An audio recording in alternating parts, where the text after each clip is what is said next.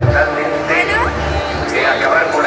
morning. Here we are at one of the final rallies of López Obrador here in the state capital of Querétaro. This is one of the final round of rallies that López Obrador is doing are in all of the state capitals of the country. He will return to Mexico City on Wednesday for the big blowout in Estadio Azteca, his final rally, before Election Day on July 1st. This has been an incredibly long road for López Obrador himself, going back to the electoral fraud of 2006. Kurt, you were there in the Zocalo in 2006, so reflect a little bit about that experience in terms of the long road that López Obrador has traveled to with the presidency. Yeah, I was thinking about that just as we were on the way here. This is kind of a nostalgic few days for those of us who have been following this movement for many years. This isn't just one campaign. This is at least 3 presidential campaigns, 2 of which have been curtailed by fraud. And, you know, his long road before that, in the founding of the PRD in the 80s, and running for governor of Tabasco in the 90s. I mean, this has been kind of the road of a generation, you know? And I'm thinking back to that day in 2006 when we were all in the Zocalo and AMLO made the decision that we were going to, the movement was going to block the 2 main arteries of Mexico City, right? Reforma, you know? And he was heavily criticized for that decision, and many people say that's what cost him the presidency in 2012. I have a different reading on that. I think AMLO's willingness to fight electoral fraud in 2006 is what kept all these people loyal to him over the years. You know? If he just said, all right, we'll just accept things and go home, he would have lost his base. And one thing that AMLO has held in all of these years of basically constant campaigns since 2006, going to all the municipalities in the country again and again and again. He's been on the road constantly without let-up. He's kept his base. And you can't do anything without a strong, fervent electoral base on your side. I think that's a very important thing. A lot of these people here, you can say Morena is a new party, but a lot of these people were with him before Morena was a party, you know, in the movement for the legitimate government in 2006, and the foundings of Morena as a movement before it became a party itself, before in the PRD, before in the Citizens Brigades. So it's had a lot of different names, but that has been the constant, you know. And now in 2018, he's made some controversial decisions. You know, you see a lot of these umbrellas, they're from Partido Encuentro Social. That's an evangelical party. He's made an alliance, kind of with the devil, made an alliance with an evangelical party. He's tried to use his base and broaden outwards in order to have what he needs, which is a fraud-proof majority.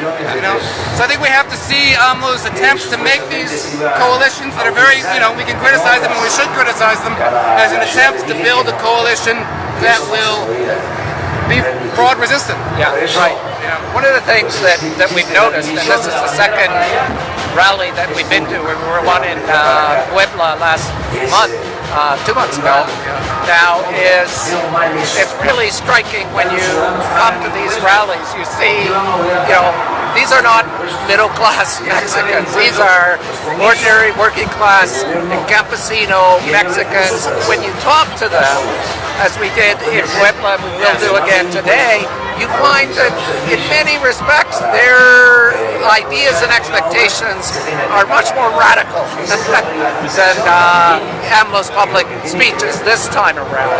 And so that really harkens back to that experience of 2006, because his rhetoric during that campaign was much more radical, was much more to the left.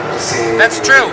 He spoke very openly about having a cradle-to-grave welfare system, something that he hasn't spoken much about this time, certainly not in those terms.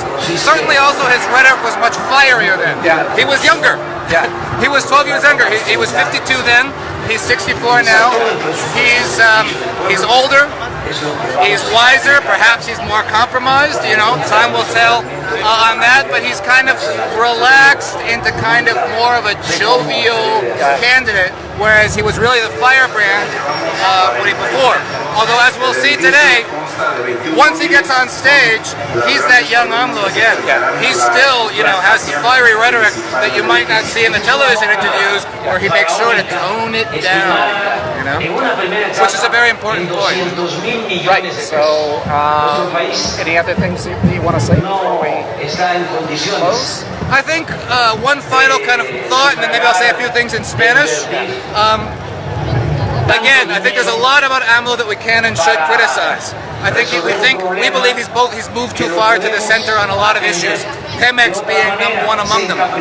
But I think what you can say in favor of AMLO is he's got this stubborn persistence to go up against a system that throws everything against him in a non-violent way. And if it takes 3 tries, then it takes 3 tries. And it's just, I think, he's probably the only candidate who could have gotten this far. Who else is there? Yeah, that's right. Could have gotten this far. This is a thing I think that's underappreciated by folks in other parts of North America, is just how thoroughgoingly corrupt the political system is here.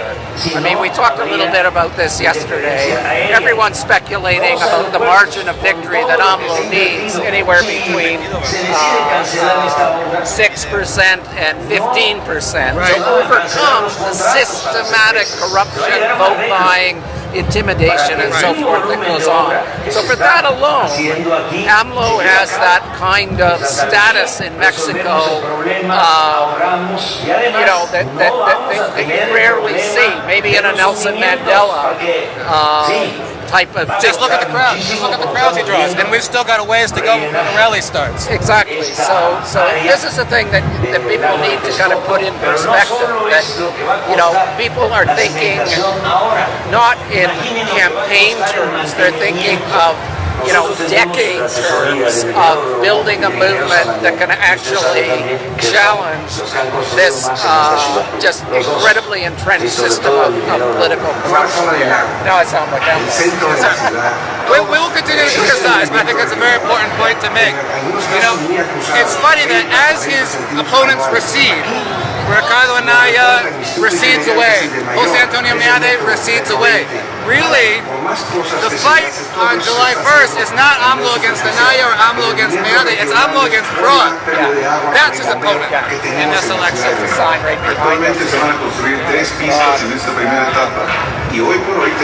So, unas palabras en español para los hispanoparlantes que están viendo este video. Gracias por aguantar tanto inglés. Es que también tenemos un público en Estados Unidos y Canadá que está viendo esta transmisión en vivo. Estamos aquí en vivo desde Querétaro, donde AMLO está haciendo su cierre de campaña.